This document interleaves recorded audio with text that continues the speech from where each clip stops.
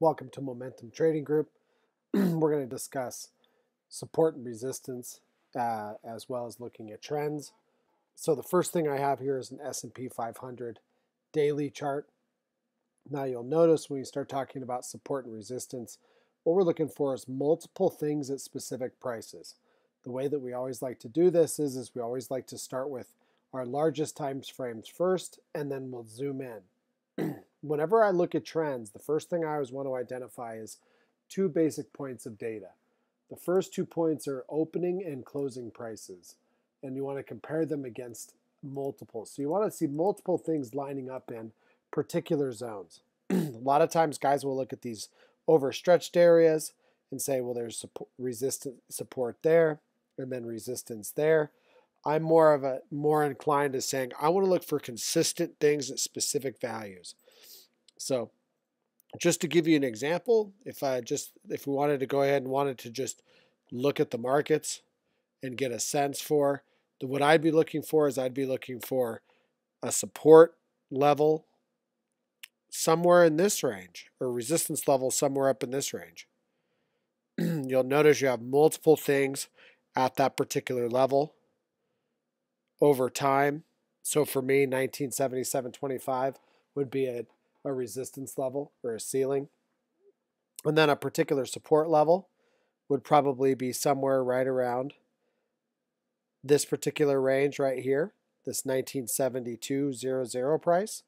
Even though we've traded lower than that, what's happened is every time we've come into that zone, we've seen the market bounce back up.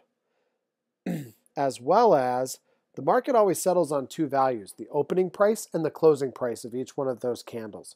So if we know that the overall market is looking at those key values to say, this is an area where the market tends to turn one direction or another, that's why those levels become extremely important.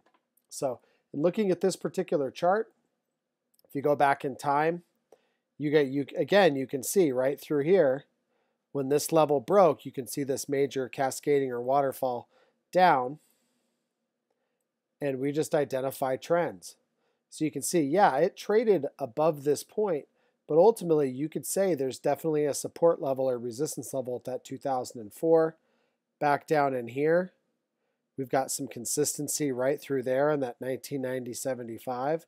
So again, it's not an exact science of saying, oh, that's the absolute peak, there's resistance. Well, of course, but ultimately right there is actually true resistance. And when that level breaks, you'll start to see the markets move one direction significantly or another. Again, looking at key levels, normally what you'll find too is, let's say for example, we take this is today's trading or last night's trading. So let's go ahead and let's just look at this particular chart. Let's make the decision that we have a support level on the 30-minute chart at somewhere right around 1972.25. So let's zoom in and come in one time frame, which would be our 5-minute, and let's compare that same time frame here. 1972.25, which is right there.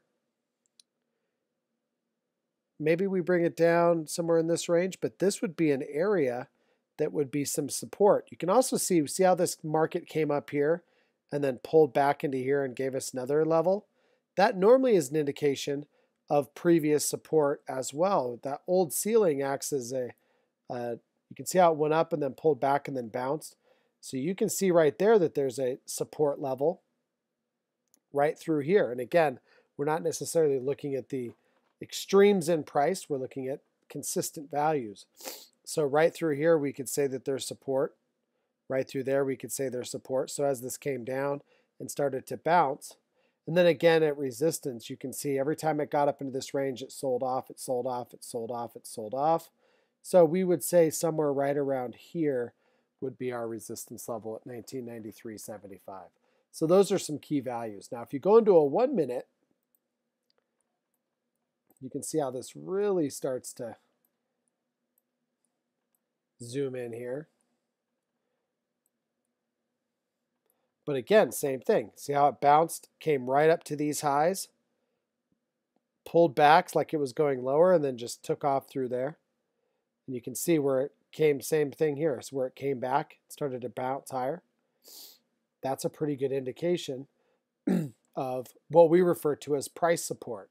Now, another form of support is going to be moving average support. So let me just go ahead and just add a simple moving average here.